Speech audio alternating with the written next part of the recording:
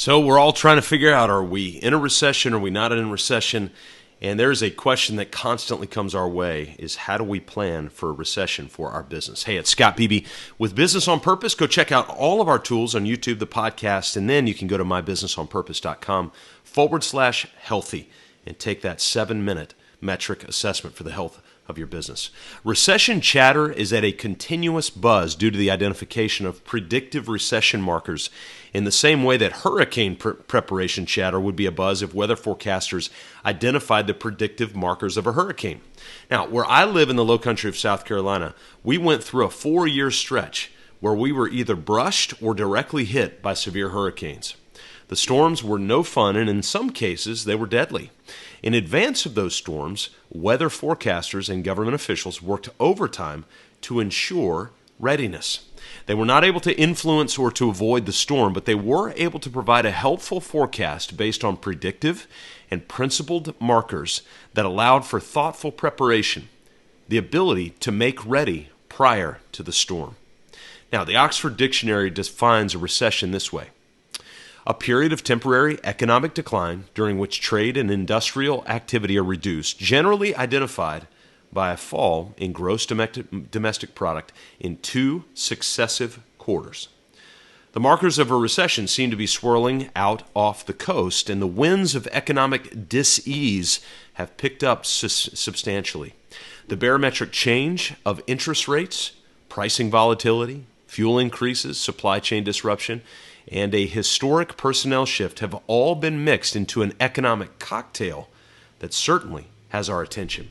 Now, we can be naive and try to stop the storm, hold it back as best we can, or we can diligently prepare for a potential storm strike and greatly increase the likelihood that we can navigate tough conditions that will set us up for what I recently heard Dr. Tim Elmore describe as post-traumatic growth.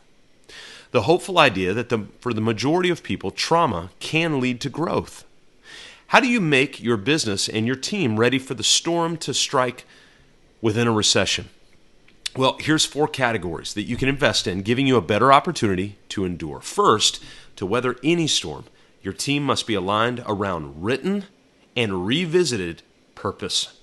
The 3 primary elements of purpose are a vision story, a succinct and memorizable mission statement, and 3 to 5 written, unique core values. Your vision story is a detailed snapshot of the future of your business. That's a long description of what's out there. Your mission is a less than 10-word, power-packed punch explaining to someone why you are doing what you're doing. Your unique core values are the curbs along the side of the roads of the highway towards your vision story. Stay away from the cliche values like excellence, integrity, respect, etc. Those are good, but they're cliche. Those should be values that are standard.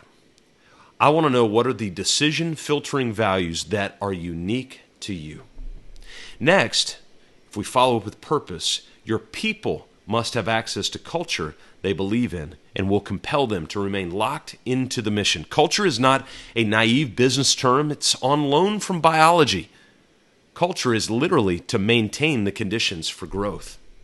Now, most business owners want to grow, whether it be the top line, the bottom line, or product development, or anything else. Just in biology, the conditions must align with the growth that you're hoping for. So to ready your business for the threat of a recession is to take the written purpose you have committed to publishing and sharing above and ensure there's a recurring mechanism tilling that purpose into the soil of your culture, the people of your business. For us, we read through our 5-page vision story together as an entire team once every 2 months or so. We review our mission and values at minimum during our weekly team meetings and during our weekly one-on-one check-ins with team members. We are obsessive about them and constantly revising, so we're ensuring the soil of our business is properly hydrated, fertilized, and tilled. The third element is there is a pending storm that demands that each process can continue in the case of disruption setting in. So we have purpose, we have people, we have process. If prices continue to remain volatile, which they probably will, schedules continue to be thrown off. People continue down the great resignation road. The question is, do you have your processes documented, communicated, trained, and deployed so that the business can continue to deliver on your mission? Or is it all in your head? The final P of those 4 Ps we're talking about is cash profit. Retained earnings, actual extra cash available in your bank account. We're not talking about money you can borrow. We're talking about money that's in your account for a crucial storm, and you're stocking that up in the same way that you have provisions, fuel, and a means of generating energy. And those are the must-haves of any great culture. In short, being cash heavy gives you options and opportunities. If you do not have cash, you will struggle. If you do not know how much cash you have, you will struggle. Know your numbers by knowing your cash runway. The true measure of profit is not the number that sits on the bottom of your profit and loss statement. That's just ink on a page. The true measure of your profit is the actual cash you have sitting in a separate designated account that is being continually filled up, where you can see it on your online bank portal and where you can withdraw it if you had to. So those 4 elements to prepare for in business recession planning: number 1, purpose; number 2, people; 3rd, process; and finally, profit.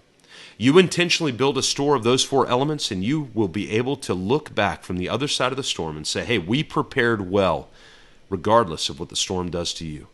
You have a choice: weather a storm with courage or wither away in fear.